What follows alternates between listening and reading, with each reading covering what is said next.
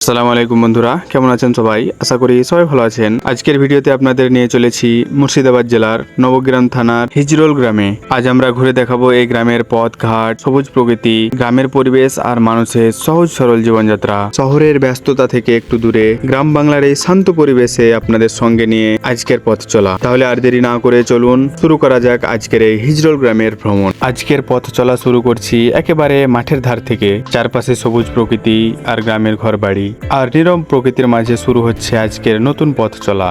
আজ আমরা ঘুরে দেখব মুর্শিদাবাদ জেলার নবগ্রাম থানার হিজরোল গ্রামটি। মাটির গন্ধ, গ্রামের সরল পথ আর প্রকৃতির এই অপূর্ব পরিবেশ সবকিছু আপনাদের সামনে তুলে ধরার চেষ্টা করব।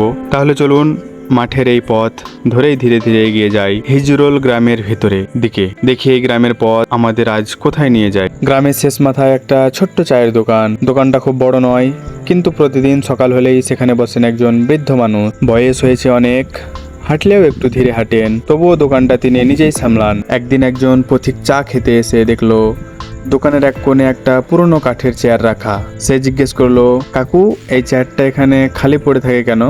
বৃদ্ধ মানুষটা মুচকি হেসে বললেন, ওটা আমার স্ত্রীর জন্য। পথিক আবার বলল, কিন্তু তিনি কোথায়?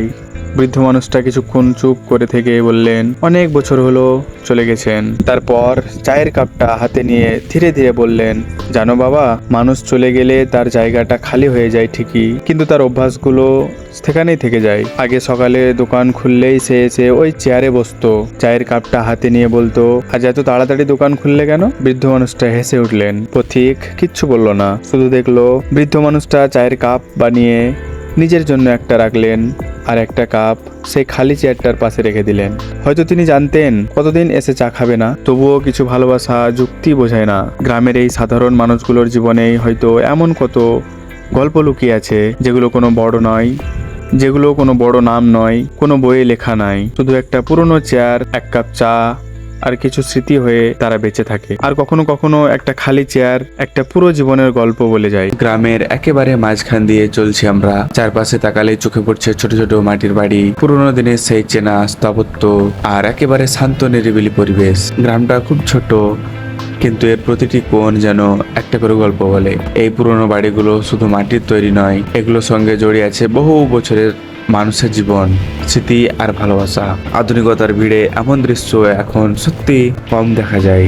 তাই আজ আপনাদের নিয়েও চলেছি এই ছোট্ট গ্রামের পুরোনো দিনের সেই সহজ সরল সৌন্দর্যের মাঝে। এই গ্রামের মেন রাস্তার দুপাশে ছড়িয়ে আছে গ্রামের আসল গল্প। তাই আজ একসঙ্গে পুরোটা না দেখে প্রথমে রাস্তার এক পাশ ধরে ধীরে ধীরে আপনাদের ঘুরে দেখাবো এই ছোট্ট গ্রামের পুরনো চেহারা। এখানে যেমন রয়েছে মাটির তৈরি ছোট ছোট পুরনো বাড়ি, তেমনই রয়েছে মানুষের সহজ সরল জীবনযাত্রার কিছু চেনা ছবি। এই পাশটা ঘুরে দেখা শেষ হলে আমরা ফিরে আসবো মেন রাস্তায়, তারপর ঢুকে পড়বো রাস্তার অন্য পাশের গ্রামে।